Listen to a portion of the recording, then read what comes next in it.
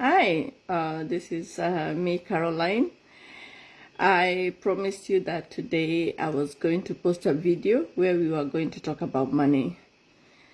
It's very important for us to be aware about our money habits, our money mindset, and how we approach money. I'm going to be very vulnerable. I'm an accountant, tax accounting.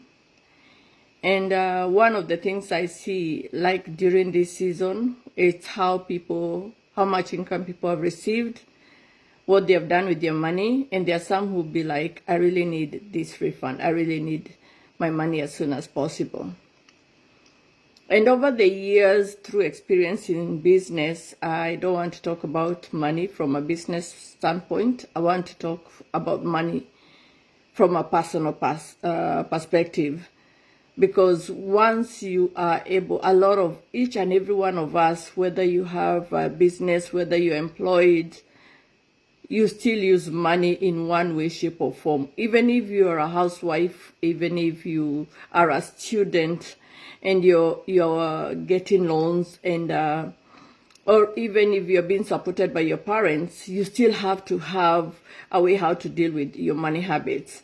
And it's very, very important. I have written 10 things that we are going to go through. And I want you to be patient. I want you to be patient to me like anything, because this will help you as it has helped me. One of the things that I always ask myself is ask yourself the 3 MIQs about money and about your money. And the 3 MIQs, MIQs means most important questions. Everything about life always have 3 things that relate to it. So what are the 3 most important questions that you need to ask yourself is 1, how much income or how much money do you receive? The second, how much expenditure or expenses do you use with your money? The third is how much of that money do you keep? I'm going to tell you a brief story. The person who taught me about money was my mother.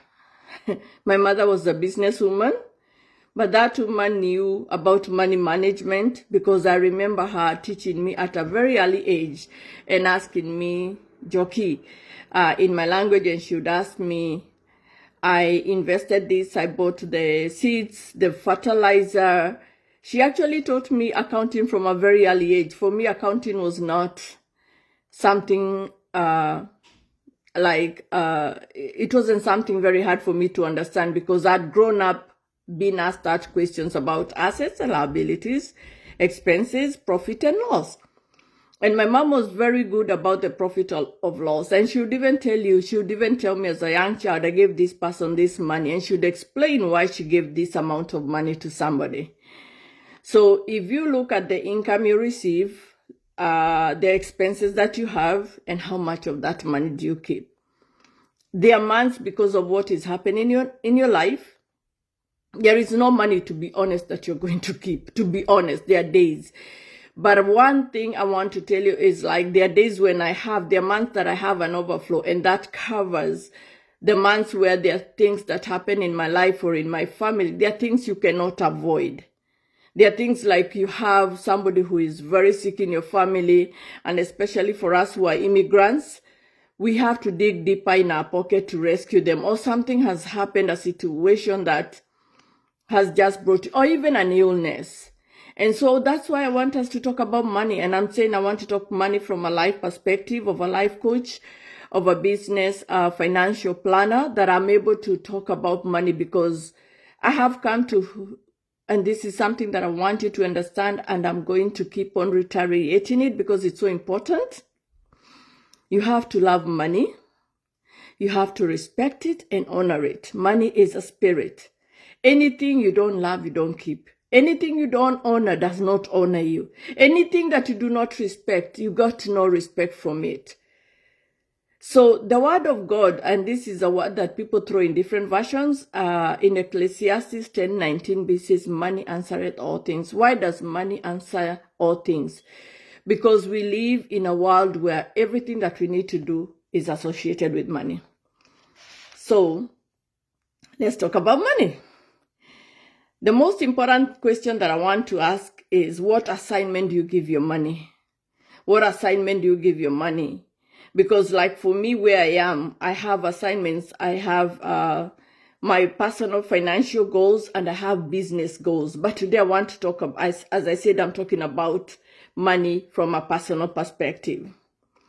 I have to keep money. I have to know what bills are there, what are my financial responsibilities, what can I, if I need to save and I see I really have a goal or I need to do something with that money, can I defer it? Can I keep it? Because let's be honest, I want to be honest here and not give you that it's so difficult to deal with money, but money is easy if you learn how to understand it. You need to have an assignment and you need to know what do you always do with your money.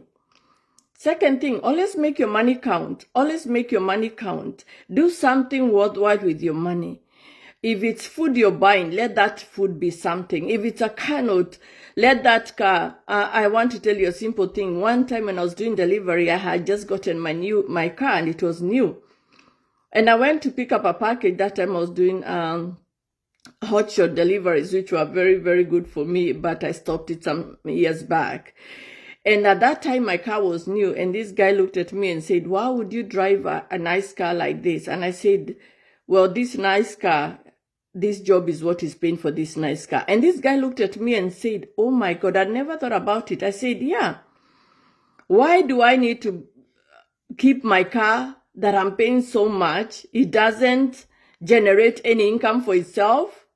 And that's why I tell people, if you have a nice car, you have a job, and if you are like in the, if you have a nice car wherever you are, please Uber it over the weekends. Uber it, or do DoorDash, or do something that generates income to pay for that car. Don't just let that car be sleeping there and you driving it on Sunday to church or going to a wedding, and yet that car does not generate income to pay itself off.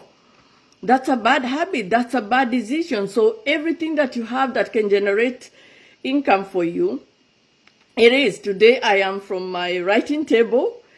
And why am I talking to you from this perspective? Because because of speaking to you, I've had people who have reached out to me that they want me to do business consulting and business coaching for them. So this table that I bought with my money has to generate money to pay for itself. So if you reach out to me today, this table will be paid off. That's how I look about money. Look at the things that can generate income from you for what you have. So look at it from that perspective. Look at everything that you do. The second thing is, the third thing is, have a healthy relationship with your money. Have a health, even when your account is overdrawn, don't be upset that it's overdrawn. Breathe in. Tomorrow it will not be overdrawn. Just look at it and see. And basically the other thing I want to teach you, if you do not know that, you can call your bank and they have, I think it's something compassionate or something. If you explain to them why you could not pay the bills or something and your account was overdrawn, they have a certain amount that they can return to you. So if you have an overdrawn account, anytime you can call your bank and you insist and say, I was going through a rough time. It's something that is there that they, and believe me or not, I have called them many times. Wells Fargo knows me by name. I have called even when I don't, I'm like, look, I'm going through a difficult time. And these late fees of yours and these overdraft fees, they are not helping me. And the other person there, they have a way they will refund the late fees and the overdraft fees. So you might even end up not having a negative on your account. Those are simple things that relate to your money. And that's why I'm saying I'm going to be personal, because the things that I've done over my time and everything about money, it will help you.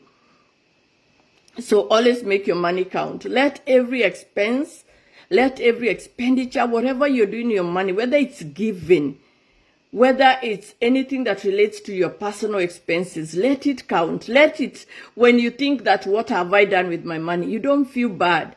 Anytime, and this is me, I've learned from experience, and because I'm naturally a giver, I have had to discipline myself not to just give. It is something that I've had to, because sometimes I give and I'm like, why did I give?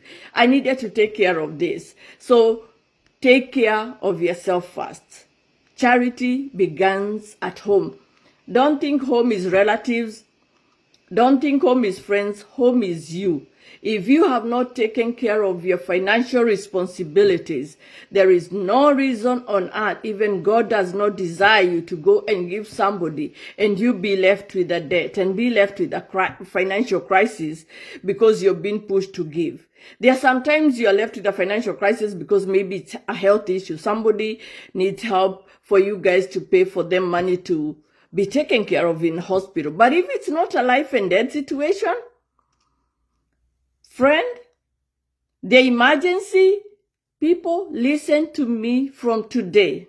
Remember, their emergency is not and never will be your emergency. Always understand that their emergency will not and never should be your emergency. So my friend, remember that their emergency should never be your emergency. So always look at yourself from that perspective. And guess what? I always tell people, log into your account. There's no reason for you to open your account a week later and see that some money was taken by your account, because there's so much internet theft from bank being taken, money being withdrawn without you, or for your card being scammed. So you need to have a healthy relationship with your money and even looking at your accounts daily to see that every expense, and I'm telling you this from experience, there are some expenses I saw that I did not, and by the time I called the bank was saying my time was over. So always make sure that every expense, so have a healthy relationship with your banks, with your money, and also let your bank statement reflect your values and your goals. Most banks have a pie chart about your spending habits. Every month you can go and look and see, where did most of your money go to? If it went to things that do not reflect your value of your goals, then you just need to change. There's always time for you to change something.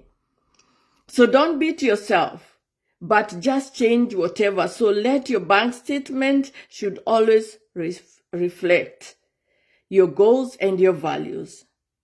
And also, what is your value system about money? How do you look at money? Do you see it like a blessing? Do you see it as a gift? Do you see it as a curse? As I told you, as I begin this podcast and this recording, always love money. If you do not love money, if you do not respect it, if you do not honor it, my friend, you will never have it. No matter how much income, no matter how much income you bring in, no matter how much you're given, even if you won the lotto. Why do you see that people who have won the charity, especially in this country, the United States, a year or two, they are broke? Why? Because they didn't honor it. They didn't respect that money. You have to respect even that $1 in your purse. You have to respect that $1 in your account. If you do not respect it, so what is your value system about money? Do you avoid, and this is something that all of us do, we'll avoid looking at our financial situation. It's only that I cannot show you because this is private, but in front of me here, I have a vision, financial vision graph. It's kind of a vision board that I write for the money that I am using, the money that I am expecting, the money that I'm spending, and it's open to my children. When they come to my bedroom, they see it. So they know what are my financial responsibility, what are my goals, what I am. If you want to do something, set money goals. Set money goals. What are your goals about your money? Do you want to buy that house? Do you want to renovate your house? What do you want to do with your money? Apart from paying bills, your money should be doing something nice. There's people, I tell people, for me, money is important because it takes care of things that are personal to me. I tell people I love traveling.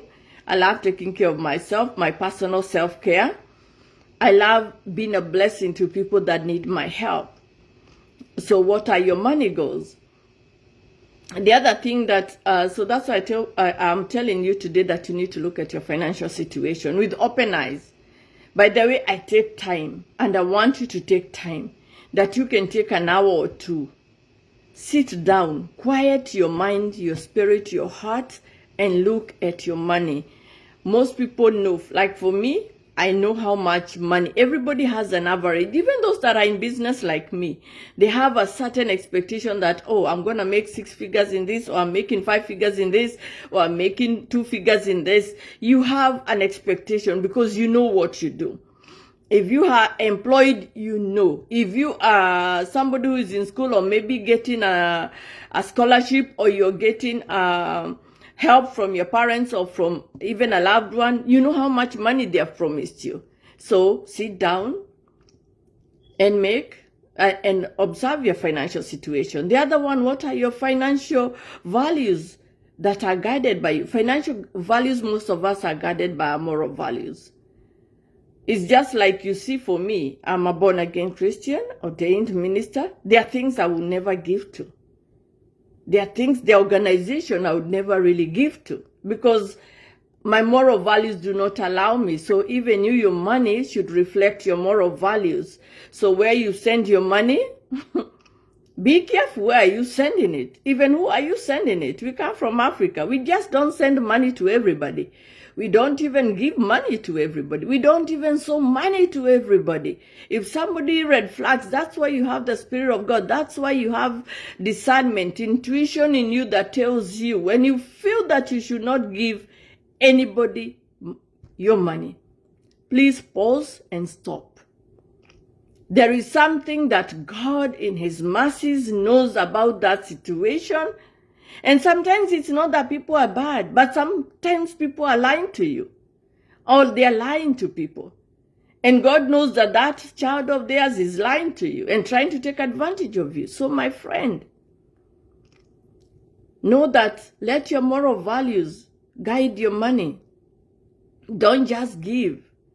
Pay attention. Like for me, especially when it is, there's some money that even nowadays, I've been aware that even to send you $20, I used to be very free with sending it. And then I realized this $20 at the end of the month, you have actually sent $400.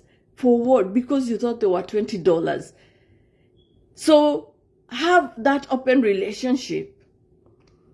And the most important thing also, please identify your spending triggers in your life.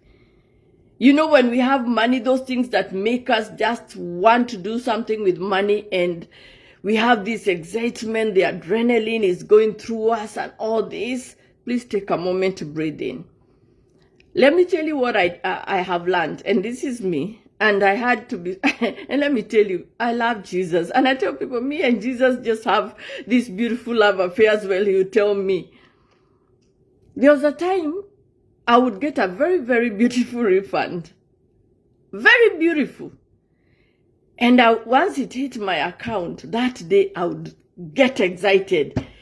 And because me, I'm a giver, I never even thought about myself. I'll be like, who am I going to bless today? That was me, the men and women of God in my life, my family. I would give, and I would give. Believe me or not, within 48, 72 hours, that refund, I would be like, I never even paid attention to think that refund should have paid a bill, a credit card, or taken care of a financial, or even put it in my emergency fund. People, so identify your triggers. And your triggers come when you have a money that is a bonus, when you have that bonus commission, when you have like the refund that you receive, or somebody sends you money. Even me, there are days when the Lord will speak to me, and I will send something beautiful to somebody. And that beautiful somebody, it is their responsibility not to be excited that I send them money and they received money that was not part of their budget. They didn't work for it. And then they go, and that day they decide they're going to go to Java to eat that meal that you love. And yet God had seen in your mercies and said, you know what? Or even me send you money, even here in the US. You need to think, this money was not promised to me and it has come. I woke up one time, and it is tax season, and somebody had sent me $500. And do you know what I thought about that money?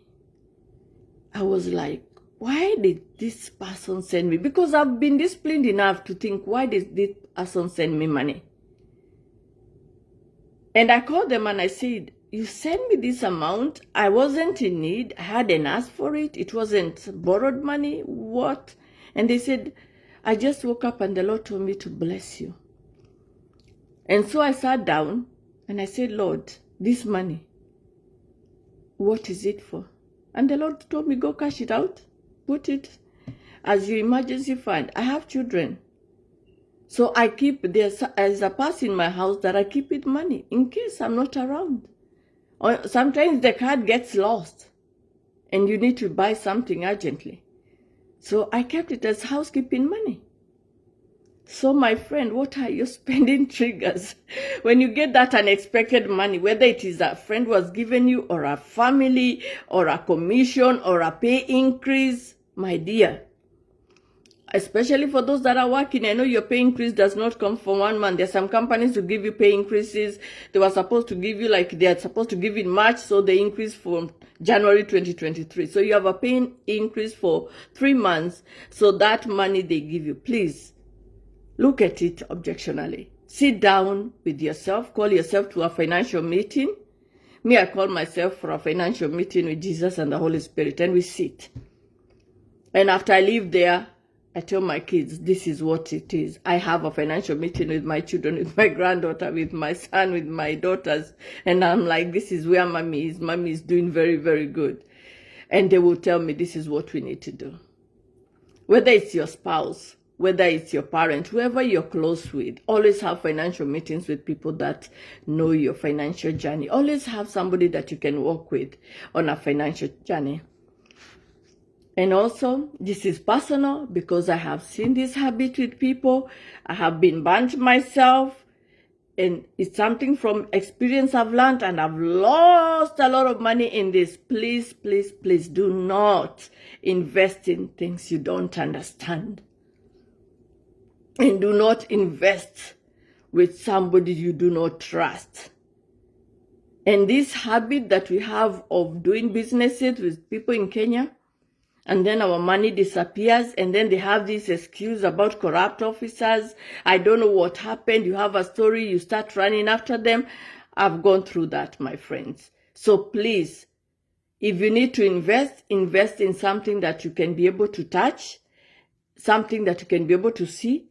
If you are not able to travel to Kenya, and I'm sorry to say this, or able to travel to where you're investing that money, please do not invest in a nation that you have no access with. You don't even understand their laws. You don't understand their land laws. Just don't invest because you had a friend invested. Please do not invest. Do your due diligence. Sit down. And sometimes the best place to invest is the place where you are staying.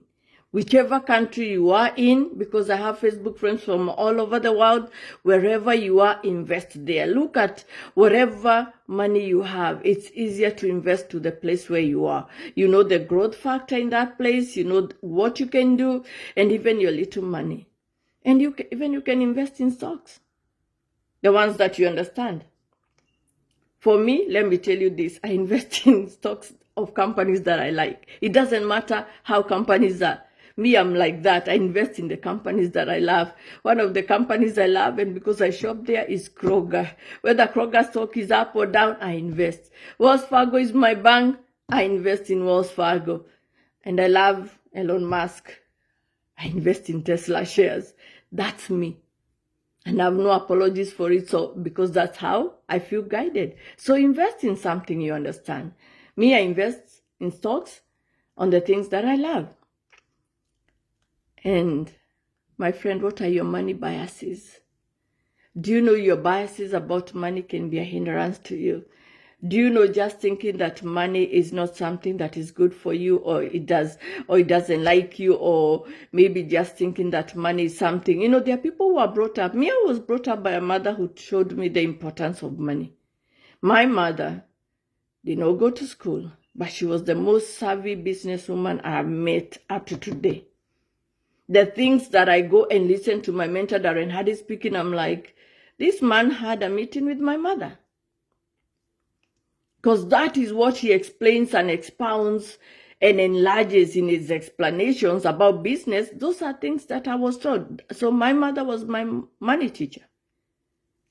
And I learned, and even sometimes I sit down and I bring from my memory and I tell Holy Spirit, bring the memories of my mother.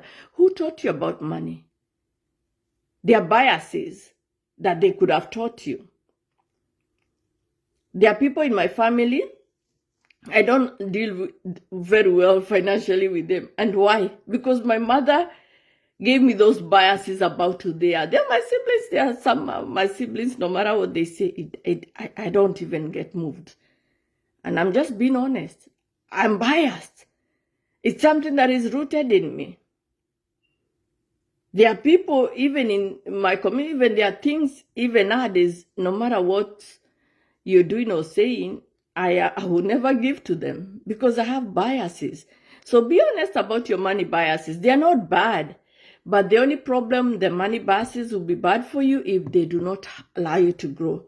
Like there are people who do not believe in paying for personal development or consulting or somebody. There's somebody sees you. I pay for my consultation and I have no problem. Everybody who does a job for me, even my mechanic, who is somebody that I can go and say I don't have money and he will work for me for free, I still give him what he asks and he knows that. And he knows that I don't shortchange him. If whatever he's asking I don't have, I don't tell him I need a discount. I tell him, okay, I have this amount, the balance, I will bring it to you. So what are your money biases? How do you deal with them? Some of them are good, some of them could be a hindrance. And please, and this is me coming from my heart, talking from a professional point of view, pay somebody what they are worth. Like now, we are going to the tax season. You will see somebody will not come to a tax person like me. They want to come and pay $250, and guess what? When they go to H&R Block, they are charged $425, and they don't have a problem with that. Those are the biases we have even as a community and as people, that we can pay H&R Block or Liberty all the big money and walk in and pay, but yet your tax professional, who you know, who you can reach anytime, you do not take care. So those are biases, and those are biases in life, but today we are talking about money. I told you this recording will be long, but for me it is because it's so important. Money is something we deal with day in, day out. Just the way we breathe, we cannot avoid money. So my take for you and for me is love money. I told you that is so important. Love it, respect it, and honor it. It's so important. If you have a love affair with, when you love something, they love you back. Oh, me, I've come to realize that. Even when I don't have anything, I'm like, money, remember me and you love each other? Where are you? And believe me or not, it will show up because it's a spirit. And trust God. In everything, trust God. In everything, believe in yourself. And please, when you're mentored, when you're counseled, and even I have my own bad financial, one of my worst bad financial habits is a strength for others, but for me, I find it's a weakness, is that I can give very unguardedly. But I've learned to discipline myself. And so nowadays, I have one person who is our CFO of our company, my baby Hope. And guess what? When I need to give money, I'm like, Hope, this is what it is. Because I need somebody to, me, I might be emotionally involved or just invested in that person. And she'll be like, do they really need it? Is it important? Can you afford it? You need somebody to ask you those questions before you give. Before you give. Have somebody who will ask you those questions. So I love you. I've had a very wonderful time.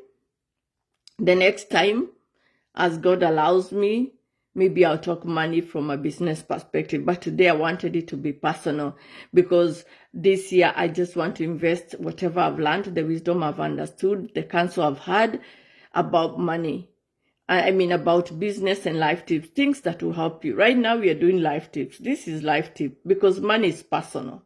Money is personal, whether you're in business, whether you're employed, whether you're getting help, whether you're a student, even the young person.